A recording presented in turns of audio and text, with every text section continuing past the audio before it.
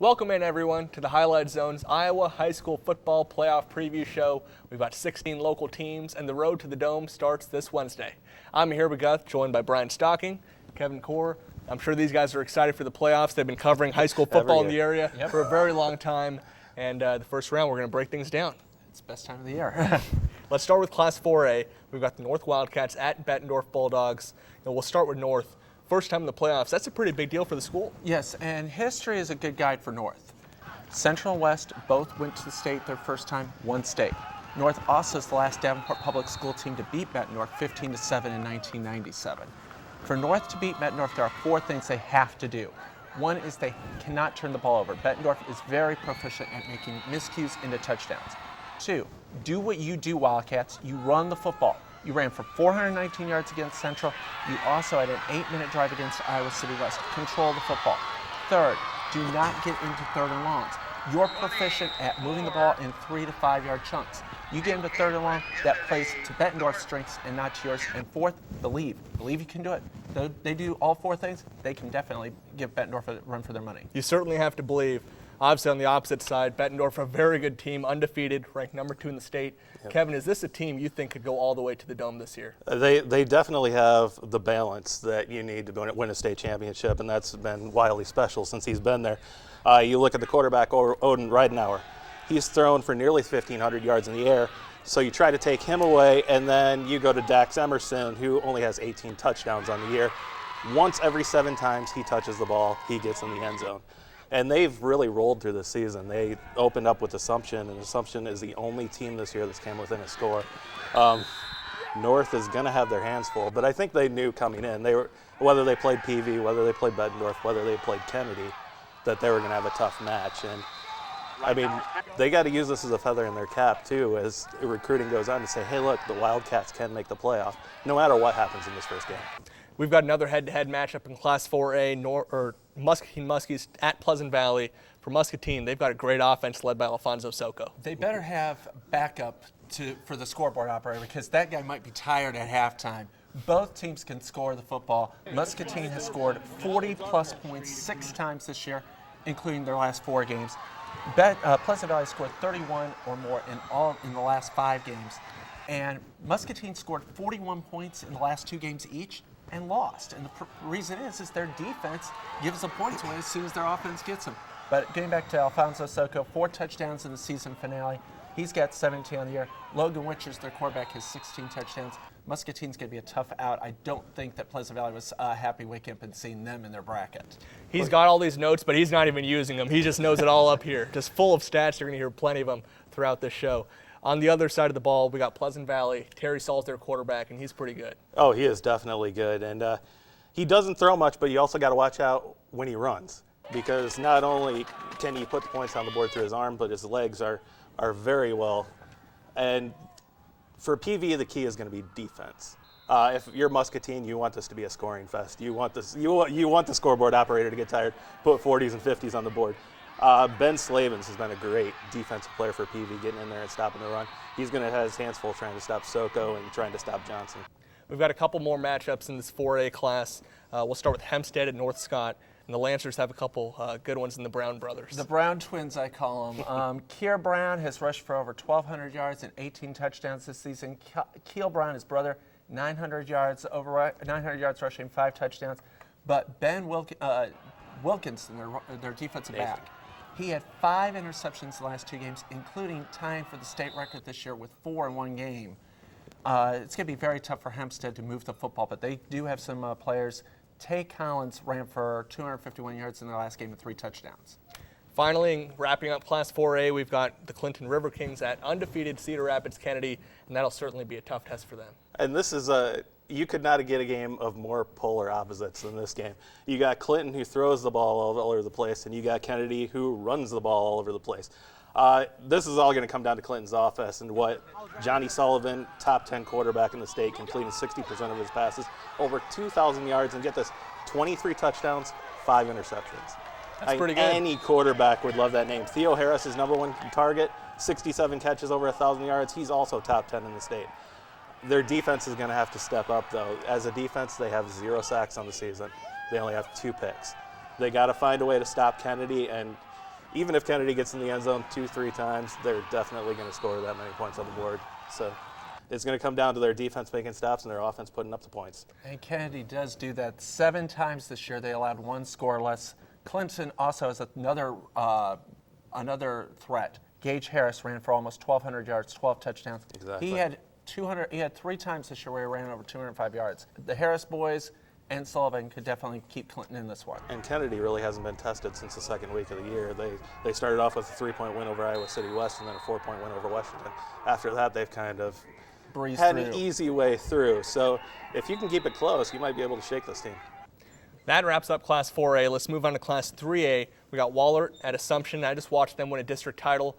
Joe Argo, man, what a beast. He's just running through guys. I love watching that guy play football. He is amazing. He's got almost over 2,100 total yards and 30 total touchdowns. And it's not just Joe Argo. If he wants to hand off to his running mate, it's Elijah Williams, who had over 600 yards and 6 touchdowns. He also had a kickoff return. And then you got the game breaker in Will Ontiveros, over 600 receiving yards. He had 9 touchdowns, 3 punt returns. This team is maybe one of the best Assumption teams that they've had in a long time. But the one question for Assumption is when they get to the playoffs, they've struggled. They're 1-8 in their last 9 playoff games. So what do you see from them in this playoff? I think they could go very far, but they have to get through these first 2 games. They haven't been to a quarterfinal since 2007. And I think a lot of us saw Assumption at the beginning of the year losing to Bettendorf and losing to Xavier, and we're like, is this team really going to be good?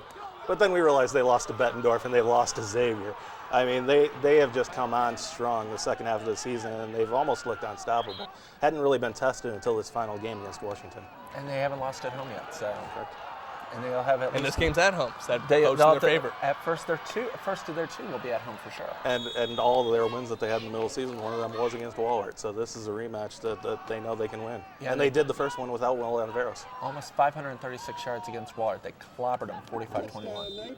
All right, let's move on to the last matchup in Class 3A. Kevin, Clear Creek, Amana at Macokota. What do you like about this Cardinals team? They're good at ball possession. They really need to protect the ball in this game. It's a tough matchup. I mean, 5-4 Clear Creek Amana, I don't think their record really shows how good they are. I think they're a little bit better team than that. And Macokota 6-3. Clear Creek is on a big high. They had a big win in the last week just to get into the playoffs. But Macokota really has to get the completions. They've only completed 40% of their passes this year. If they turn that number up, they could be a force to reckon with in the 3A. Aaron Akers for the Clippers and Drake Benzina have to hold on to the ball. Macokota has claimed 15 fumbles. So if they put the ball on the ground, the Cardinals are like a vacuum cleaner. They'll vacuum it up and knock the Clippers out. Their defense is a beast. Jacob Croft, Lane Dundee, Andy Aarons, and they have tackles for losses all over the place. I mean, it's tough to find a hole in that front line. Let's move on to Class 2A now. We got the Tipton Tigers at Williamsburg, and you really like the Tigers running back Kobe Johnson. Yeah, Kobe Johnson's ran for over 1,500 yards this year and 23 touchdowns. Adam Hermson's their quarterback. He's also thrown for 800 yards. But the thing that worries you about Tipton is 2 things. One, Williamsburg leads Class 2A with over 3,200 total yards. And Tipton against North Cedar this year allowed 380 passing yards. And the Cardinals have a very good quarterback named Vic Malloy. The Tigers, second day, has to tighten it down or they're going to be out and win the game. Yeah, 60% completion rate for that Williamsburg quarterback. So Tipton's defense is really going to have. They were going to have a tough draw too, and they probably weren't happy to see Williamsburg on the other side of No. The other matchup we got is the Mediapolis Bulldogs at Central Lee, and for the Bulldogs, they got a dual threat quarterback in Arthur Brown. Yes, and this is a chance for Meepo to try to get revenge. They lost to Central Lee earlier in this year, and the name of the game against Central Lee, stop their run. They do not pass the ball. And Meepo, if they look at the schedule, they beat Louisa Muscatine. Central Lee didn't. So they know how to beat them. They just got to put it all together for that one game. Yeah, and Central Lee is a very tough running outfit. They ran for 45 touchdowns this year. Ethan Barnett's their star runner, 1,265 yards rushing, 21 touchdowns. But getting back to Arthur Brown, he's thrown for almost 1,300 yards. He's ran for over 500. His favorite receiver is Tristan Timmerman, and Josh Osborne's caught 6 touchdowns. So it could be a chance if they can get Osborne and Timmerman open, Brown could really do some damage with his legs. And only 5 interceptions thrown on the year, so he knows how to take control of the ball. So that's Class 2A. Let's move on to Class 1A. We've got a lot of local teams in that one. And we'll start with another head-to-head matchup, Columbus at West Branch. West Branch undefeated. But for Columbus, they've got Mauricio Ramirez. I'm sure he's happy. His senior year, the school gets in the playoffs for the first time since 1997. And Mauricio Ramirez is one of the best players that you may have never heard of. This guy has got 4,100 rushing yards in his career, 43 touchdowns. This year, he has 15 touchdowns rushing, 7 touchdowns receiving. He's got 4 return touchdowns. And what's happened to Columbus, if you put the box on Ramirez, you've got Carter Colby. Carter Colby's thrown for almost over 1,100 yards and 14 touchdowns. Carter Colby, if you start guarding out the receivers, they'll give it to Ramirez. I watched a game this year, and Ramirez, first play of the game, takes it back for a touchdown on the kickoff. I mean, he's an extraordinary player. And you mentioned the returns with him. He had just 3 in the last game. Wow. So he's on a hot streak. On the flip side, you got the Bears, as I mentioned, undefeated. Is this a team that can go to the Dome this year? Definitely. This is a fully loaded team, and you mentioned Mauricio Ramirez, probably one of the best running backs in our area. Unfortunately, one of the other best running backs in the area, Luke Lennick, is on the other side. He has 1,500 yards. It's actually a down year for him. Yeah. He had more yards last When year. 1,500 yards is a down year, you know he's a good player. And he gets it in the end zone, 22 touchdowns. The thing that's different about this team is a lot of the West Branch teams in the past have been run. And with a guy like Lennick and running behind the horses that he has on the front line, you can understand why. But this Butch Peterson team passes the ball. And Cooper Koenig, 142 passes this year. That's an outstanding number for a West Branch team. And what was it, 5 touchdowns in the first half? 5 touchdowns, which is the school record. He had 17 on the season, over 1,300 passing yards. And getting back to Lennox, he has 52 touchdowns the last 2 years. He has 3,600 rushing yards the past 2 years. Just a junior. He's just a junior. Koenig's top target is Matt Shaver. He's got 7 touchdowns.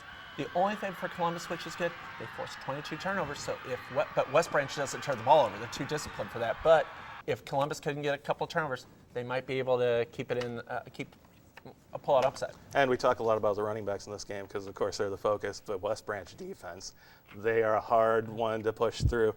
And Jake Evans, 10 sacks on that defense, so over a sack a game. So you got to watch out for trying to, they're going to be on you. Let's move on from that matchup. We'll move on to Pella Christian at the Wilton Beavers.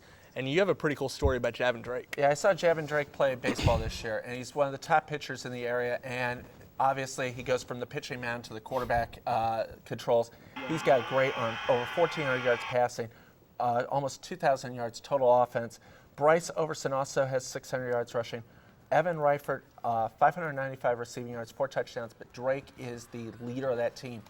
Pella Christian is going to give Wilton headaches. David Kazmarek has 27 touchdown passes. His top receiver is Levi Junglin, who caught 16 of those 27. Final game, Bellevue Comets at Regina. What do you like about the Comets' chances in this one? Bellevue, they have a lot to look forward to in the future. I'm not saying they're not going to. What they have to do is, Regina's always a powerhouse. Look at the 8-1.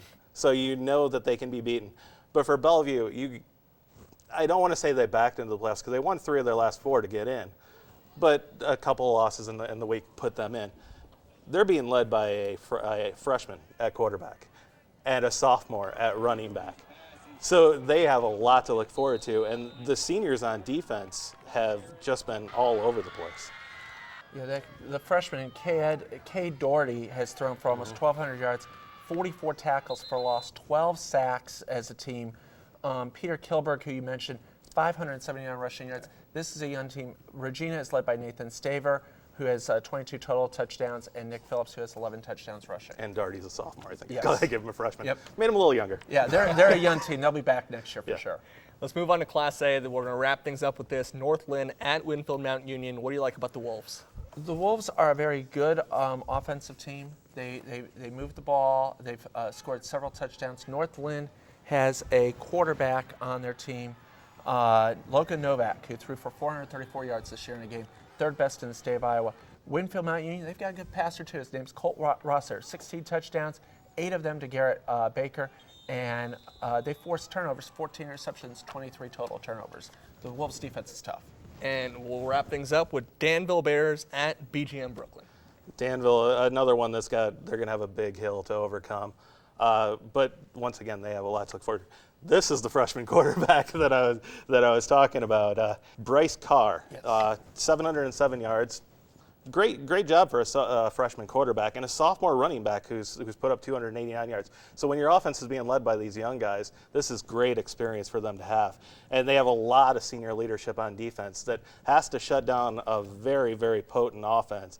I mean, BGM Brooklyn beat GMG earlier this year 81-0, and they've scored 60+ 3 times. So it's going to be a tough road to hoe. It's all going to come down to defense for them. Mason Lorber is the guy for Danville. 3 interceptions, 14 total for the team. Brooklyn, though, their defense is excellent. 5 shutouts this year. They've gone over 35 points 7 times. They're led by Tanner Jensen, 16 touchdown passes. Colton Massagill's run for 20. And they have a receiver, Jace Knight, who has 30 yards a catch and 11 touchdowns. Brooklyn's tough. And weapons all over the place. Everybody on Brooklyn seems to touch the ball, even the offensive linemen, I think, have a few carries in there. So we got a lot of talented players, a lot of teams making the playoffs for the first time in a long time, some teams who could go all the way to the Dome. It should be a lot of fun. For now, that's going to wrap up our coverage. We will be covering the playoffs for both Iowa and Illinois moving forward. And, of course, good luck to all those local teams as they begin their road to the Dome.